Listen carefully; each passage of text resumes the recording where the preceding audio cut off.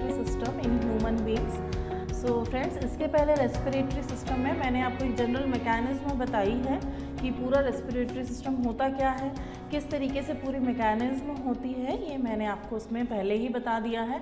जिन भी लोगों ने वो वीडियो नहीं देखा है, प्लीज़ डिस्क्रिप्शन बॉक्स चेक करिए, डिस्क्रिप्शन बॉक्स में आपको उसका लिंक मिल जाएगा और जाकर वो वीडियो ज़रूर देखिए। आज मैं आपको बताऊंगी पूरी functioning process of human respiration कैसे होता है। तो मैंने आपको इसके पहले बताया था दो तरीके के रेस्पिरेशन होते हैं, एरोबिक रेस्पिरेशन होता है और एनारोबिक रेस्पिरेशन होता है। एरोबिक रेस्पिरेशन में क्या होता है, एरोबिक रेस्पिरेशन में जो ऑक्सीजन है उसकी प्रेजेंस होती है, या आप कह सकते हैं ऑक्सीजन की उपस्थिति होती है। बट एनारोबिक रेस्पिरेशन में जो ऑक्सीजन है वो एब्सेंस रहता है, अनुपस्थित रहता है, और is complete in cytoplasm and this process is called glycolysis. ये जो एनारोबिक रेस्पिरेशन है ये साइटोप्लाज्म में होता है। अब आप पूछेंगे साइटोप्लाज्म क्या होता है, तो फ्रेंड्स साइटोप्लाज्म की कंप्लीट डिटेल स्टडी जब मैं आपको सेल बायोलॉजी पढ़ाऊंगी तब मैं उसमें बताऊंगी। मैं आपको बस इतना बता दूं कि साइटोप्लाज्म एक फ्लूइड होता है जिसमें एनारोबिक रेस्पिरेशन होता है और ग्लाइकोलिसिस जो होता है वो उसमें बनता है। In this glycolysis 4 molecules of ATP are formed. ATP क्या था, एडेनोसाइन ट्राइफॉस्फेट, ठीक है। तो 4 मॉलिक्यूल्स टोटल ग्लाइकोलिसिस के बनते हैं। बट क्योंकि अब इस प्रोसेस को भी तो होने में एनर्जी लगती है ना, क्योंकि ATP क्या है, एक एनर्जी केमिकल है जो एनर्जी रिलीज करता है। तो क्योंकि खुद इस प्रोसेस को होने में एनर्जी लगती है तो 2 molecules are consumed and 2 molecules are gained. तो 2 मॉलिक्यूल्स तो उस प्रोसेस को पूरा होने में लग जाएगा और 2 मॉलिक्यूल्स एनर्जी हमारी बॉडी को मिल जाएगी। 54 किलो कैलोरी एनर्जी रिलीज, और उस 2 मॉलिक्यूल्स में ग्लाइकोलिसिस के मॉलिक्यूल्स में 54 किलो कैलोरी एनर्जी जो है वो टोटल रिलीज होगी। नेक्स्ट है aerobic respiration. Once again aerobic respiration मतलब जो ऑक्सीजन की उपस्थिति में हो या ऑक्सीजन की प्रेजेंस में हो, ऐसी रेस्पिरेशन को बोला जाता है एरोबिक रेस्पिरेशन। इस कंप्लीट इन माइटोकॉन्ड्रिया। माइटोकॉन्ड्रिया की भी डिटेल स्टडी मैं आपको सेल बायोलॉजी जब पोर्शन पढ़ाऊंगी तब उसमें बताऊंगी। माइटोकॉन्ड्रिया जो सेल में होता है 686 kilo calorie energy release in this process complete oxidation of glucose and pyruvic acid and 36 molecules of ATP are formed। इस प्रोसेस में आप देख सकते हैं फ्रेंड्स कितना बड़ा फर्क है। एनारोबिक रेस्पिरेशन में जिसमें ऑक्सीजन नहीं है 54 किलो कैलोरी बन रही है, और एरोबिक रेस्पिरेशन में जिसमें ऑक्सीजन है उसमें 686 किलो कैलोरी रिलीज हो रही है। तो ये एक मेजर डिफरेंस है। यहाँ से क्वेश्चन आता है कि एरोबिक रेस्पिरेशन में कितने KCl एनर्जी रिलीज हो रही है और एरोबिक रेस्पिरेशन में कितने KCl एनर्जी रिलीज हो रही है। तो ये एक क्वेश्चन बहुत अच्छा बन सकता है। Mitochondria is known as power house of cell. ये बहुत बार बहुत सारे कॉम्पिटिटिव एग्जाम में जनरल साइंस में ये क्वेश्चन आ चुका है कि which is called the power house of the cell. तो माइटोकॉन्ड्रिया क्यों बोला गया है माइटोकॉन्ड्रिया को power house of the cell, क्योंकि जो सेल की पूरी फंक्शनिंग है वो कौन करता है, माइटोकॉन्ड्रिया करता है। जब आप सेल बायोलॉजी पढ़ेंगे तब आपको मैं इसमें पूरी डिटेल स्टडी बताऊंगी। फिर मैं बात करती हूँ क्रेब्स साइकिल की। तो Krebs cycle is found by Hans Krebs in 1937। यानी जो हैंस क्रेब्स साइंटिस्ट थे इन्होंने 1937 में क्रेब्स साइकिल इंट्रोड्यूस किया था। क्रेब्स साइकिल आपको बहुत ज़्यादा डिटेल पढ़ने की ज़रूरत नहीं है, क्योंकि अगर आप जनरल साइंस पे फोकस कर रहे हो तो ये बहुत डिटेल स्टडी हो जाएगी। इतना डिटेल कभी पूछा नहीं जाता है कि क्रेब्स साइकिल की प्रोसेस क्या है, बट आपको ये जानना ज़रूरी है कि क्रेब्स साइकिल होती क्या है। तो क्रेब्स साइकिल जो फॉर्मेशन होता है ग्लाइकोलिसिस का, जो ग्लूकोज बनता है वो क्रेब्स साइकिल के थ्रू बनता है। तो बस आप इतना ध्यान रखिए, बहुत ज़्यादा डिटेल की आपको ज़रूरत नहीं है। In this cycle pyruvic acid is completely oxidize, पूरी तरीके से ऑक्सीडाइज हो जाता है pyruvic acid. Now process of human respiration. ये हमारा मेन टॉपिक है इस स्लाइड का। प्रोसेस ऑफ ह्यूमन रेस्पिरेशन, कैसे रेस्पिरेशन होता है। जैसे मैंने आपको सर्कुलेटरी सिस्टम बताया था, अगर आपने वो वाला वीडियो नहीं देखा है तो प्लीज़ डिस्क्रिप्शन बॉक्स में चेक करिए कि ह्यूमन सर्कुलेटरी सिस्टम कैसे होता है।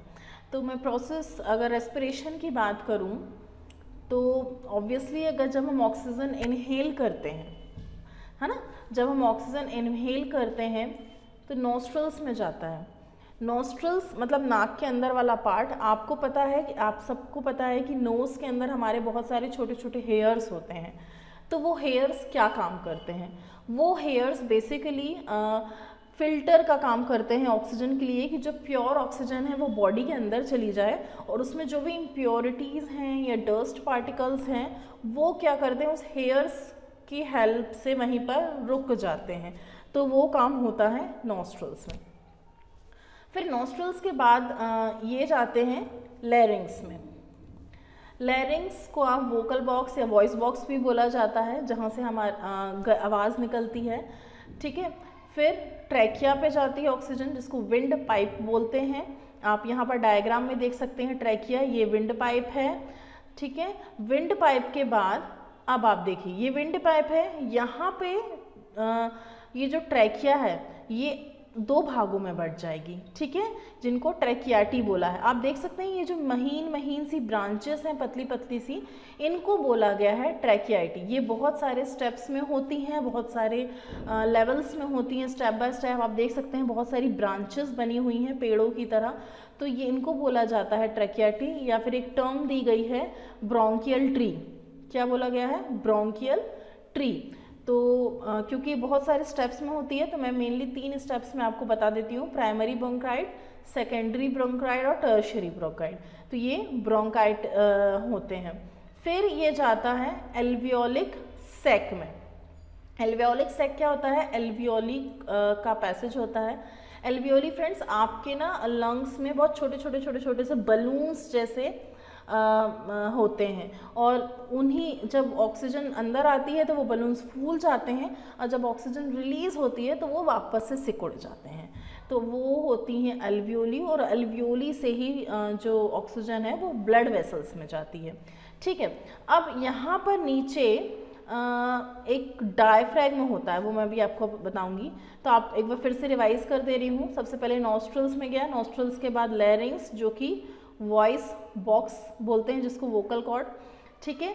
फिर ये जाएगा विंड पाइप में, ट्रैकिया में, फिर लेफ्ट ट्रैकिया और राइट ट्रैकिया, तो ये चला जाएगा, ठीक है। अब एक बात ध्यान देंगे, इस साइड पे आपको देखना 2 लोब दिए हैं, राइट मिडिल, राइट इन्फीरियर, ठीक है, और राइट सुपीरियर। फिर यहाँ पर दिया है लेफ्ट सुपीरियर लोब और लेफ्ट इंफीरियर लोब। इसमें मिडिल नहीं दिया है, यानी एक लोब जो है वो कम है। 2 लोब होते हैं यहाँ पर 3 लोब होते हैं। यहाँ 2 लोब इसलिए होते हैं क्योंकि इस साइड पे प्रेजेंट होता है हार्ट, ठीक है। इस वजह से जो हमारा ये वाला लंग्स का पोर्शन है वो स्मॉल होता है, छोटा होता है, ठीक है। अब मैं बात करूंगी, human lungs are located in pleural cavity and surrounded by pleural membrane which is called a parietal pleura. एक मेम्ब्रेन में क्लोज होता है ह्यूमन लंग्स, जिसको बोला गया है parietal pleura. In human lungs there are 300 crore alveoli. मैंने आपको बताया था ना, छोटे छोटे बलून्स जैसे होते हैं, तो जब आप ऑक्सीजन लेते हैं तो वो फूल जाते हैं, फिर ऑक्सीजन छोड़ते हैं तो वो वापस से सिकुड़ जाते हैं, तो ये कहलाते हैं एल्वियोली। और ये 300 करोड़ होते हैं हमारे लंग्स में, are present. Human left lung is short, हमेशा शॉर्ट होता है क्योंकि लेफ्ट साइड पे होता है हार्ट, और लेफ्ट वो वाला पोर्शन भी हार्ट का छोटा होता है। तो इस वजह से, क्योंकि दोनों आसपास होते हैं, तो लंग्स का ये वाला पोर्शन भी छोटा होता है और हार्ट का ये पोर्शन भी छोटा होता है। Human right lung is large. अब मैं बात करती हूँ डायफ्रैगम की। तो फ्रेंड्स लंग्स, जैसे ये लंग्स है, इसके यहाँ पर बीचों बीच में एक डोम शेप मस्कुलर ऑर्गन होता है, जिसको डायफ्रैगम में बोला जाता है। Upper portion of diaphragm is thorax, और उसका जो ऊपर का पार्ट है उसको थोरैक्स बोला जाता है। बेसिकली डायफ्रैगम का ये काम है कि जब आप इनहेल करते हैं, ऑक्सीजन अंदर लेते हैं, तो डायफ्रैगम फूल के स्ट्रेट हो जाता है इस तरीके से। और जब आप ऑक्सीजन रिलीज करते हैं तो वो वापस से बेंड होकर डोम शेप हो जाता है। डोम शेप यानी आप समझ सकते हैं मशरूम वाला जो शेप होता है ना, उसको बोलते हैं डोम शेप। तो जब आप इनहेल करते हैं तो वो क्या होता है, स्ट्रेट हो जाता है इस तरीके से, और जब आप एक्सहेल करते हैं तो वापस से ये डोम शेप हो जाता है। देख सकते हैं इंस्पिरेशन में डायफ्रैगम जो है स्ट्रेट हो जाता है और एक्सपिरेशन में डायफ्रैगम बेंड होकर वापस से डोम शेप में चला जाता है। ये था रेस्पिरेशन सिस्टम। मैंने आई होप मैंने बहुत अच्छे से आपको समझाने की कोशिश की है फ्रेंड्स। लेकिन अगर अभी कुछ आपको इसमें से अगर नहीं समझ में आया है तो आप कमेंट सेक्शन में ज़रूर कमेंट करिए और मुझे बताइए, मैं आपको ज़रूर समझाऊंगी।